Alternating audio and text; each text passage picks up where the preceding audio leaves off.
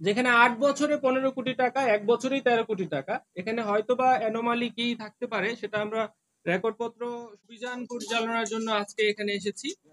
আহ, অভিযোগটির মূল বিষয় ছিল বাংলাদেশ ক্রিকেট বোর্ডে বিভিন্ন ক্রিকেট লিগের বাছাই প্রক্রিয়ায় দুর্নীতির মাধ্যমে অবৈধ অর্থ অর্জন সহ নানাবিধ দুর্নীতি এবং অনিয়মের অভিযোগের প্রেক্ষিতে আজকের মূলত এই এনফোর্সমেন্ট অভিযানটি। এখানে আমাদের কাছে সুনির্দিষ্ট কিছু অভিযোগ ছিল, তার মধ্যে আছে থার্ড ডিভিশন কোয়ালিফাইং এর ব্যাপারে। ২০২৩ সালে টিম সিলেকশন সহ বিগত বছরগুলোতে টিম সিলেকশন কিভাবে হয়েছে আমরা এখানে এসে দেখেছি যে আগে টিম সিলেকশন বা তাদের আবেদনের জন্য ফি নির্ধারণ ছিল ৫ লক্ষ টাকা। আহ, তখন ২ অথবা ৩টা টিম এখানে শুধুমাত্র আবেদন করত, তা থেকেই তারা বাছাই করত ২টা অথবা একটা টিম এরকম।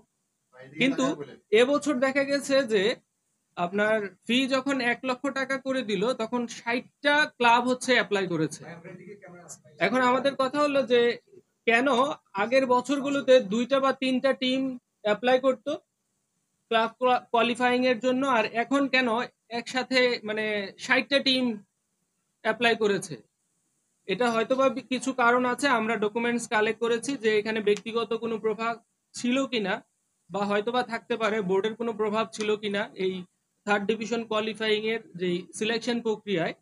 এবং বেশ কিছু ক্রাইটেরিয়া ছিল যেগুলো আসলে পাড়া মহল্লার যেই ক্লাবগুলো আছে তাদের পক্ষে এগুলো মিট আপ করা সম্ভবও ছিল না।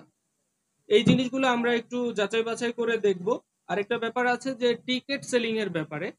আমরা এখানে দেখেছি বিপিএল এর থার্ড আসর থেকে ১০ম আসর পর্যন্ত টিকিট সেলিং এর যেই আয়টা, আপনারা জানেন যে বিসিবির মানে অন্যান্য আয়ের একটা পার্ট হচ্ছে টিকিট সেলিং থেকে আয় আসে। সেই আয়ে দেখা গেছে যে গত ৮ বছরে তৃতীয় থেকে ১০ম আসর পর্যন্ত ১৫ কোটি টাকা আয় দেখানো হয়েছে। কিন্তু বিসিবি যখন নিজেরা দায়িত্ব নিল যে আমরাই টিকিট সেল করব, তখন ১১তম আসরে আয় দেখানো হয়েছে প্রায় ১৩ কোটি টাকা। যেখানে ৮ বছরে ১৫ কোটি টাকা, ১ বছরেই ১৩ কোটি টাকা। এখানে হয়তোবা অ্যানোমালি কি থাকতে পারে সেটা আমরা রেকর্ডপত্র সংগ্রহ করছি। সেগুলো রেকর্ডপত্র পর্যালোচনা করে আমরা দেখব যে আসলে এটার প্রকৃত কারণটা কি।